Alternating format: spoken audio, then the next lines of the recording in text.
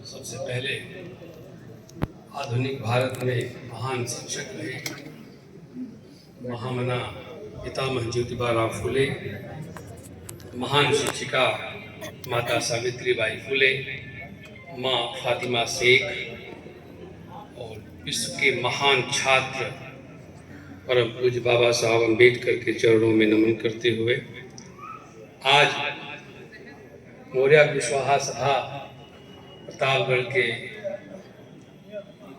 संकट में माता श्री माता बदल मौर्य स्मारक प्रतिभा सम्मान समारोह के मुख्य आयोजक परम आदरणीय माननीय डॉक्टर श्री मूर्तिलाल मौर्य जी और यहाँ उपस्थित सभी अतिथिगण, साथियों, इस कार्यक्रम के संबंध में कुछ दिन पूर्व ढकवा प्रतापगढ़ के एक हमारे क्रांतिकारी मिशनरी योद्धा माननीय राम लखन मौर्य जी ने फोन किया कि ये वो डॉक्टर श्री मूर्तिलाल जी, और इस कार्यक्रम के संबंध में बैकग्राउंड का पूरा हवाला देते हुए बताया कि इस तरीके का कार्यक्रम है और 25वां रजत जयंती कार्यक्रम का आयोजन होने वाला है, उसमें आपके पिताजी को आना है, चूंकि वो यहाँ चीफ गेस्ट रहे हैं, उनको सम्मान किया जाना है। पिताजी आपके चूंकि अस्वस्थ है, चल फिर नहीं पा रहे हैं, ठीक से बोल भी नहीं पा रहे हैं, इसलिए उनके उत्तराधिकारी के तौर पर आपको आना है, उनकी तरफ से आपको सम्मान ग्रहण करना है। यह शब्द सुन करके मैं असहज हो गया, क्योंकि मैं जिस सभ्यता संस्कृति जिस संघर्ष में मैं पला बढ़ा हूँ, तो उत्तराधिकारी शब्द को सुन करके मैं असहज हो गया। मैंने इनसे कहा कि भाई, मैं अपने पिता का उत्तराधिकारी कैसे हो सकता हूँ? मैं तो उनके चल अचल संपत्ति का उत्तराधिकारी हो सकता हूँ, लेकिन उनके संघर्ष और मिशन का उत्तराधिकारी मैं कैसे हो सकता हूँ? उस संघर्ष का उत्तराधिकारी कोई कैसे आसानी से हो सकता है जो न मिलावटी रहा हो और जो न समझौतावादी रहा हो। हमने कहा, आपसे बेहतर उत्तराधिकारी कौन हो सकता है? आप ही मेरे पिताजी की तरफ से आप सम्मान ले लीजिएगा। इन्होंने कहा कि आप आएंगे तो ठीक है, नहीं तो हम लोग तो उत्तराधिकारी ही हैं, हम लोग पुरस्कार ले लेंगे, सम्मान ले लेंगे उनकी तरफ से। साथियों, खून का उत्तराधिकारी या थोपा गया उत्तराधिकारी बेईमान भी हो सकता है, लेकिन जो विचारों का उत्तराधिकारी होता है वह कभी बेईमान नहीं होता। इसलिए आज इस आयोजन के संबंध में हम डॉक्टर साहब को बहुत बहुत बधाई देते हैं और उनसे ये कहना चाहते हैं कि हमारे पिताजी बराबर ये बात कहते थे कि हम न कोई मिलावटी बात कहते हैं, न हमारी कोई सोच मिलावटी है। जो है स्पष्ट है, वो बराबर कहते होंगे। आप सभी ने, ज्यादातर लोगों ने सुना होगा, वो कहते थे कि लौकी कोहड़ा सेव सरपुतिया धनिया लहसुन मिर्चा लौकी भाटा इस सब में कोई मिलावट नहीं हो सकती। तो हमारे समाज में और मेरी बातों में, हम सबके सोच में कोई मिलावट नहीं हो सकती। साथियों, हम लोग जिस समाज में पैदा हुए हैं, उस समाज में एक्सेप्शन इज ए वेरी हो, अपवाद कहीं कहीं हो सकता है, लेकिन हम जिस समाज में पैदा हुए हैं उस समाज से ज्यादा शांति में विश्वास करने वाला कोई नहीं होगा, क्योंकि हम सभी लोग बुद्ध के अंदर हैं। आपसे ज्यादा राष्ट्रवादी कोई नहीं हो सकता, क्योंकि आप सम्राट अशोक के वंशज हैं। आपसे ज्यादा कोई समाजसेवी नहीं हो सकता, क्योंकि आप ज्योतिबा फुले और माता सावित्रीबाई फुले की संतान हैं। आपसे ज्यादा कोई न्यायप्रिय नहीं हो सकता, क्योंकि आप भारतीय संविधान पर चलने वाले लोग हैं।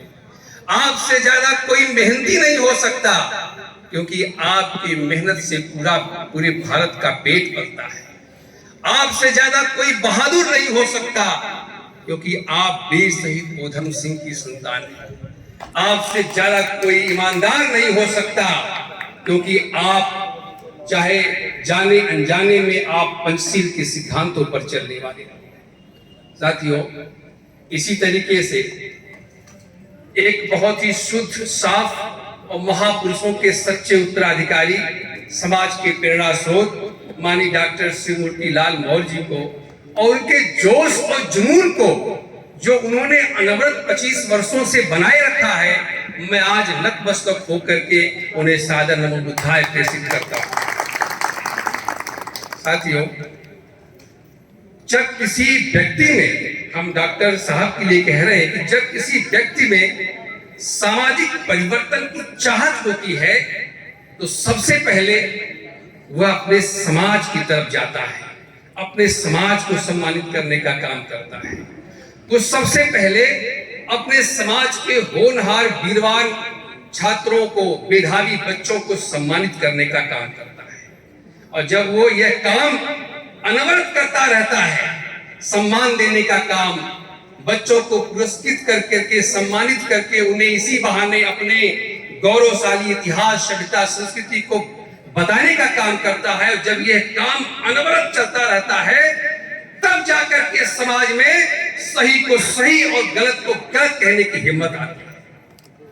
और समाज में समाज को सही और गलत को गलत कहने की हिम्मत देने वाले परम आदरणीय हम सब के प्रेरणा स्रोत हम डॉक्टर साहब को बहुत बहुत आज बधाई देते हैं, उन्हें बहुत शुभकामनाएं देते हैं। साथियों, डॉक्टर साहब के प्रति इनके कहा जाता है ना कि ये प्रतापगढ़ के आपने जिस तरीके से अनवरत काम किया है, आप प्रतापगढ़ के एक ऐतिहासिक पुरुष हो चुके हैं, एक ऐतिहासिक पुरुष हो चुके हैं। मैं तो आपको 25 वर्षों से तो नहीं जानता, लेकिन मैं आपको सन 2002 से जानता हूं। सन 2002 में हमने अपनी पत्रिका अंबेडकर टुडे लॉन्च किया, तो डॉक्टर साहब ने मुझे इनसे परिचय ही नहीं था, इन्होंने मुझे अपने निदान केंद्र का विज्ञापन भिजवाया। इनका विज्ञापन छपा तो मैं बहुत दिन के बाद मैं ये समझ पाया, जब इनके बारे में मैं जाना तब हमने ये समझ पाया कि डॉक्टर साहब विज्ञापन इसलिए नहीं छपवाए थे कि इनके डिस्पेंसरी का प्रचार हो, ये विज्ञापन इसलिए छपवाए थे कि मेरे समाज का लड़का एक पत्रकारिता जगत में आगे बढ़ रहा है, इसको और आगे बढ़ा दिया जाए। ये आपकी भावनाएं थी। आप ऐतिहासिक पुरुष हैं और इतिहास तो संघर्षों की कहानी है। आपका संघर्ष आपको ऐतिहासिक पुरुष बना दिया है। इतिहास संघर्षों की कहानी है। जगदेव, चंद्रगुप्त, ज्योतिबा जगदेव की कहानी है। कोई कायरो का इतिहास क्यों बताएगा? कोई कायरो का इतिहास क्यों पढ़ेगा? जो सही दिशा में सतत अनवरत संघर्ष करेगा, इतिहास समाज के लोग उसी की प्रेरणा से आगे बढ़ेंगे। साथियों, मैं इन्हीं सब शब्दों के साथ मैं आपको बहुत बहुत बधाई देना चाहता हूं। आपने मेरे पिता के उत्तराधिकारी के शब्द में जरूर कहा, मैं उत्तराधिकारी नहीं बन पाया हूं, लेकिन मैं प्रयास करूंगा और संघर्ष करूंगा, कठिन मेहनत करूंगा कि ताकि हम उत्तराधिकारी बन सके। फिर भी अभी मैं नहीं मानता, तब तक आप समाज के सभी लोग हमारे पिता के उत्तराधिकारी हैं। मैं अपने पिता की तरफ से ये सम्मान कबूल करता हूं। धन्यवाद।